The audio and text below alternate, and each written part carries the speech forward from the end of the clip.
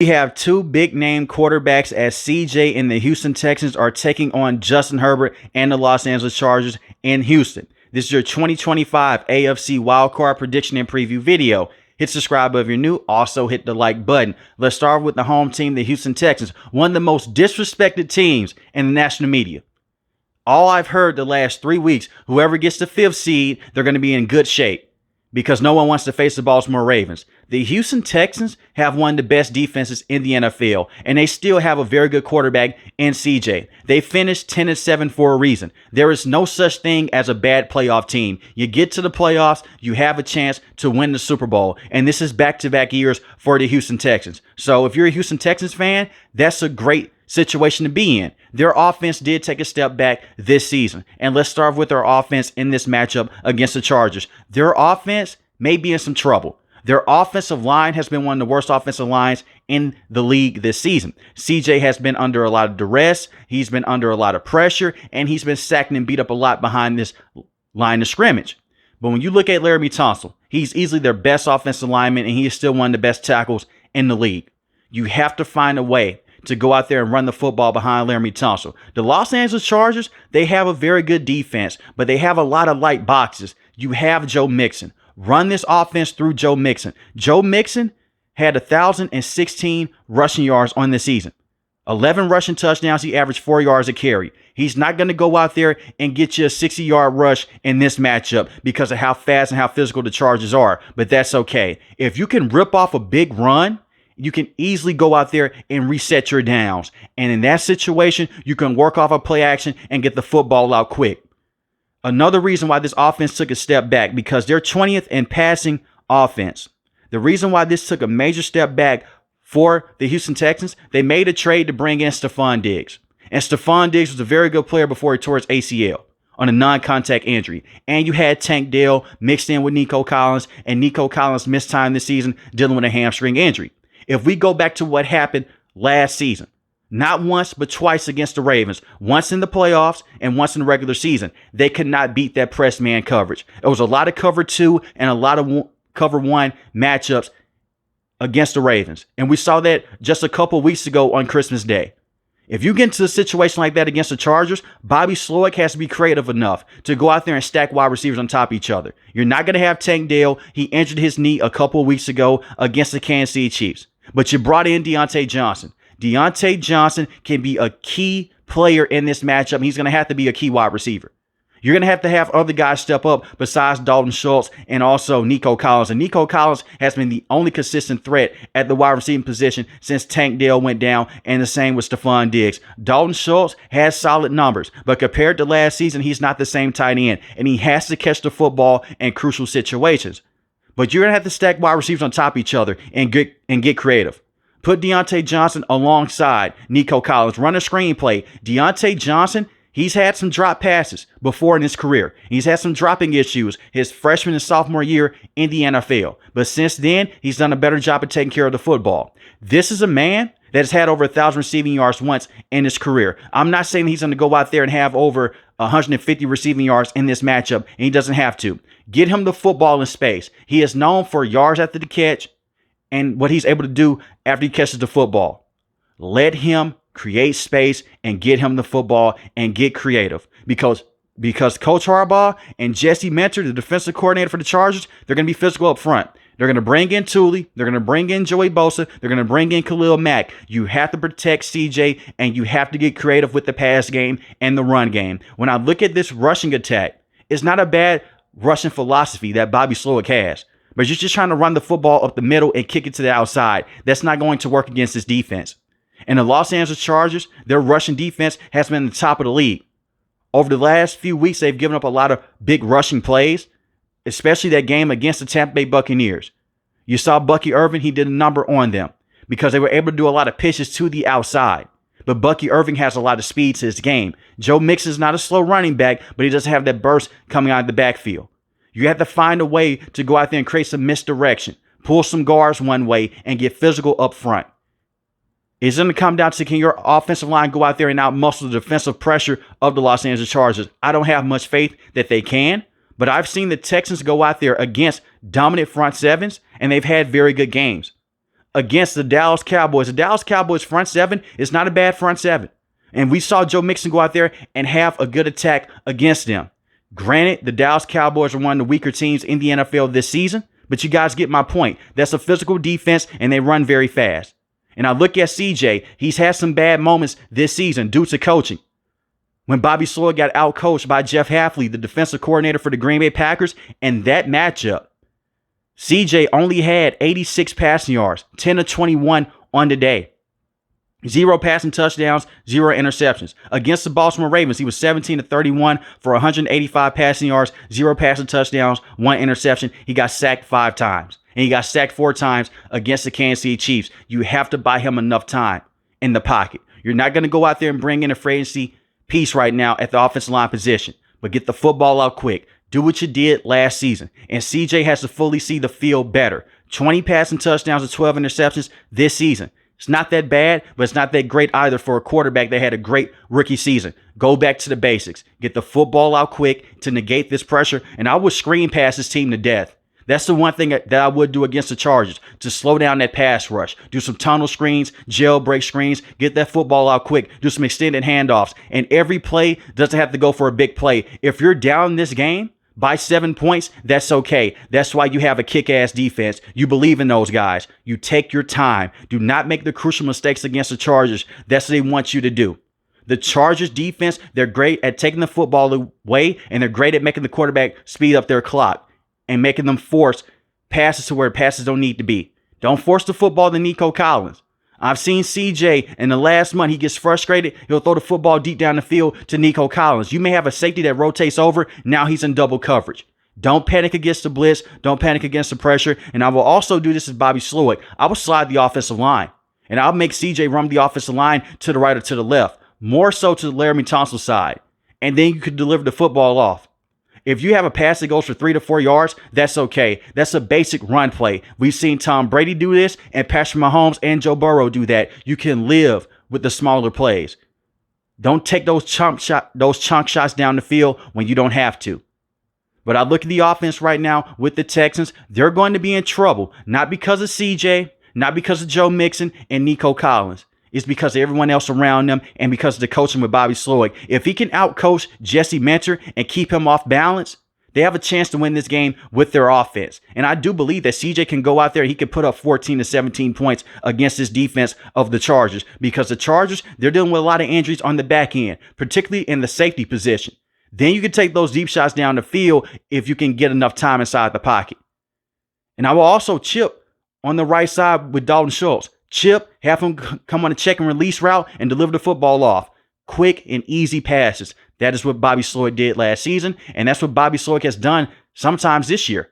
And it worked out for them. Hell, they did it last week against the Tennessee Titans. CJ was 6 of 6 on the day and had a passing touchdown. And he did not play the entire game. That should be the formula. Get the football out quick, slow down that pass rush, and run the football when needed. But it's going to come down this offensive line and those other wide receivers. Can they step up to help out Nico Collins and Dalton Schultz at the tight end position and Joe Mixon? When I look at the defense for the Houston Texans, this is their best unit. Last season, they had a lot of problems with their defense, but they were still a top unit in the NFL. This season, they were able to go out there and fix a lot of their defensive problems, especially in the offseason.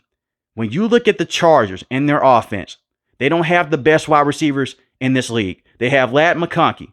Derek Stingley Jr. is one of the best cornerbacks right now in football. You put him on Ladd McConkey.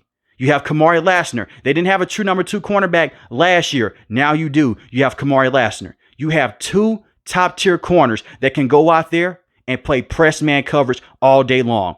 But be on lookout for Quentin Johnston. Quentin Johnston is a big physical wide receiver. Yeah, he'll drop some passes. His confidence may dip. But when he is going, look at what he did last week. He had 186 receiving yards. He's a first-round pick for a reason. And when he catches the football, you have to tackle him in space. The good thing with the Houston Texans is this. You're a 5th in total defense, and you're a 6th in passing defense. You can go back there, and you can put a lot of pressure on the wide receivers and put a lot of pressure on Justin Herbert. You have 2 elite pass rushers also with Will Anderson, who is coming off of a phenomenal sophomore season this year in the regular season. Will Anderson went out there and he had 11 sacks on the season, 1 forced fumble. Danielle Hunter, a man that you got in free agency, 12 sacks on the year, 1 forced fumble. When I look at the interior of this defense, they're able to go out there, they're able to stop the run in their own right. They're 11th in rushing defense. You want to make sure that J.K. Dobbins doesn't get those big runs. J.K. Dobbins is an explosive running back, and he's a very talented running back. He's dealt with some injuries this year. He wasn't able to play the full season. But this is what the Chargers do. They will lean on that run game. They will tire you out. This is why it's good to have a rotation of defensive players up front. They have Rashawn Slater. They have Joe Alt. 2 very good tackles. Joe Alt has been phenomenal this year. But when you look at this run game, and I'm going to tell you why those tackles are important for the Chargers when I talk about their side. When you look at this run game for the Chargers, it's nasty. Up the middle, they're pulling guards. They're pulling tackles. They're pulling tight ends. They're using motion. This is Greg Roman we're talking about. The Texans have went against this before when Greg Roman was the offensive coordinator for the Ravens. It's going to be hard to stop this run because J.K. Dobbins is so explosive coming out of the backfield, but you have Christian Harris, who is a very good linebacker. You have Henry. Can those guys meet him at the point of attack, and can they tackle him? Tackling is going to be the biggest emphasis in this matchup because if you miss a tackle or two, J.K. Dobbins may rip a run off of 40 to 50 yards. Now, the Los Angeles Chargers, they're in field goal range. And they just may milk clock until they get the ball at halftime, depending on football situation. You don't want that to happen. And we've seen Justin Herbert in the red zone, one of the best quarterbacks this season. One of the best touchdown to interception ratios overall, especially in the red zone. So you have to make sure that you keep this rushing attack and keep those guys off schedule. Because if you don't, you're going to be in trouble. But I'm looking at Ladd McConkey. He may be the wide receiver that tries to go out there and takes over this game. And we've seen him do this against the Cincinnati Bengals. We've seen him do this against other teams also this season. But you have Derek Stingley Jr. Put him in press man coverage. You have Kamari. Go out there and run that press man coverage and have a safety over the top. Unfortunately for the Houston Texans, Jalen Petrie is still on IR. He will not be able to play in this matchup. But you do have Eric Murray. Eric Murray is not a bad player. You have Jeff Okudah. He's questionable for this matchup, but I'm looking more towards Derek Stingley Jr., Kamari Lassner. You have Kalen Bullock, who had a very good season. Five interceptions on the year. He would have had 6 interceptions if he did not drop the possible interception against the Dallas Cowboys. So you have a lot of playmakers on the back end. Put that pressure on Justin Herbert with Will Anderson and Danielle Hunter. Azeez Al-Shaair will be able to play in this matchup. And I'm also looking at Azeez. Azeez is going to be a very interesting player, because he's a very good linebacker. He's very good at stopping the run. He's very good at getting to the quarterback. The thing is this with Azeez, he has to play safe in this matchup. Anything that he does is going to be magnified. So if he gets a late flag or a late penalty, the referees are going to be looking at him sideways because of the penalty that he got against the Jacksonville Jaguars and Trevor Lawrence. And I know that's messed up, but he has a history. You have to go out there and play safe football. Don't go out there and be overly aggressive after the whistle. When they blow the whistle, let it go on. And if a quarterback is sliding down, I know it's hard to go out there and tilt your momentum. Just do your best not to hit the quarterback when he's sliding, because they will try to eject him from this game, and he's going to be a major piece in that linebacking room. But having him back for this matchup is going to be a major plus, especially against the rushing attack of the Chargers. Now, let's talk about the Los Angeles Chargers. The Los Angeles Chargers missed the playoffs last season. They had Brandon Staley as their head coach. Brandon Staley was not a good head coach. Brandon Staley was terrible. You bring over Coach Harbaugh. Within 1 year, you're 11-6. You make this playoff run. And you have a chance to go out there and cause a lot of noise in the AFC scene. And the same with the Texans. You have a tough road in front of you. We've seen the Chargers go out there against teams like the Steelers. Both tackles went down. Justin Herbert's playing with a sprained ankle. They lost that matchup. The reason why I go back to that matchup, Joe Alt was looking very good at times before he got injured in that game against TJ Watt. He did give up some pressures, but he looked very good against one of the best pass rushers in the league. You have Joe Alt, you have Rashawn Slater. Those 2 tackles are going to make or break this game. If they can go out there and protect Justin Herbert, you're going to have a good chance to win this matchup, because the more time you give Justin Herbert in the pocket, it's going to give those guys deep down the field more time to get open with Ladd McConkey and with Quentin Johnston. And if you pay attention, Quentin Johnston over the last few weeks, he has gained his confidence. He has played better. Last week, he had 186 receiving yards. That's crazy. And he had 10 catches to get it. That's insane, because Quentin Johnston has never had a game like that before, even back at TCU. So if he's able to build off of that in this matchup, he may be an unsung hero in this game. I will look out for Quentin Johnston in this matchup because Quentin Johnston is a guy that you look at, you would think that he can't get open. He can. The only problem that he has is just catching the football. He can get open deep down the field. He has 8 receiving touchdowns for a reason on 55 catches for 711 receiving yards on the year. He's averaging 13 yards a catch. He's not going to be a major deep threat. He's not a 50-50 ball wide receiver, even though he has a bigger body. He's more so a slant and go guy. He catches the football. He has enough speed to turn the corner and take it for a 15 to 20 yard gain. So get the football out in space to Quentin Johnston. I look at Ladd McConkey. Ladd McConkey is the do-it-all wide receiver. Deep threat and immediate routes, kill you underneath. 1,149 receiving yards on the year, 7 receiving touchdowns. He averaged 14 yards a catch and 82 catches on the year. Feed him early in this matchup. But we know what Coach Harbaugh and Greg Roman are all going to want to do in this matchup. They're going to run the football as much as possible. It's going to be tough to do. Because when you look at this rushing defense for the Texans, they don't play around, especially with motion. But I look at J.K. Dobbins. J.K. Dobbins is going to be essential in this matchup. Yes, Gus Edwards is questionable for this game. He missed the game against the New England Patriots. This may be the game for Gus Edwards because Gus Edwards is a physical running back. Now, J.K. Dobbins is better. We've seen J.K. Dobbins have good games and have good moments out there throughout this entire season, especially against the Las Vegas Raiders and the Carolina Panthers. He rips off a 40 to 50 yard run. Now they're in business. And Justin Herbert can go out there and use his legs also. This is the most that Justin Herbert has ran in his career in terms of just leaving the pocket and not having designed runs. But when I look at the Chargers rushing offense, it's a bit weird. They give the running backs a lot of opportunities to go out there and run, but they're 16th in rushing offense. That's not good considering the fact that they give the running backs a lot. They're top 10 within the most carries in the league. And I look at the interior of this offensive line. The offensive line on the outside, that's their strong suit. On the inside, they give up a lot of pressure. They have played very well the last month. They played very good against the Kansas City Chiefs in the second matchup. They played very good against the Denver Broncos Thursday night matchup a couple of weeks ago. In order for them to go out there and win this game, everyone has to play on the same level and be in sync, on the offensive line from tackle to tackle and take care of Herbert. I trust Justin Herbert in playoff settings. I know the last time we saw him in this playoff run, they went out there against the Jacksonville Jaguars. They lost that game. That's with terrible coaching because they weren't able to run the football. I trust CJ also. But when I look at Justin Herbert, the touchdown to interception ratio, 23 passing touchdowns and 3 interceptions. It's one of the best touchdown and interception ratios this season. He's been a kick-ass quarterback, just able to go out there, run around, throw the football deep down the field to Ladd McConkey and get Will Dissly involved.